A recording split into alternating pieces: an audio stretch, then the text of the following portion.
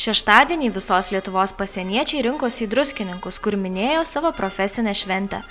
Pasieniečių dienos minėjimas pradėtas Druskininkų bažnyčioje, kurioje už valstybės sienos apsaugos tarnautojus buvo aukojamos šventos mišios. Po šventų mišių iškilmingą šventės dalyvių paradą žygiavo iki pramogų aikštės, kurioje pasieniečius sutiko ir pasveikino į šventę susirinkę žiūrovai. Pramogų aikštėje organizuotas iškilmingas šventinis ceremonialas, skambėjo sveikinimai pasieniečiams, buvo įteikti apdovanojimai labiausiai pasižymėjusiems pareigūnams.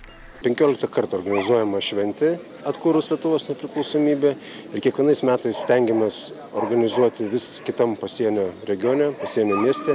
Šįmet pasirinkome Druskininkus, beje jau antrą kartą, 2004 metais taip pat vyko Druskininkus, jau ratas apsisuko, atėjo. O išskirtinė ta, kad vis dar krizės sąlygom, suspautom sąlygom, bet stengiamės nuoširdžiai pagerbti savo geriausius pareigūnus. Malonu, kad nepamiršo mūsų ir Seimo, vyriausybės nariai. Taip pat atvyko kolegos iš Latvijos, Estijos ir Lenkijos pasienio tarnybų. Pasienietis tai gyvenimo būdas, nes dirbam praktiškai 24 valandas per parą.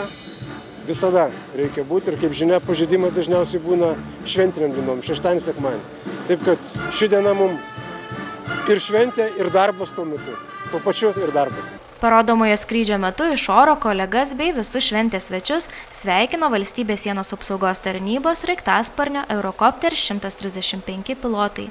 Nuotaikingą koncertinę programą atliko Vidaus reikalų ministerijos pučiamųjų orkestras ir džiazo vokalistė Gina Kazlauskaitė. Po koncerto savo sugebėjimus rodė keturkojai pasieniečių pagalbininkai.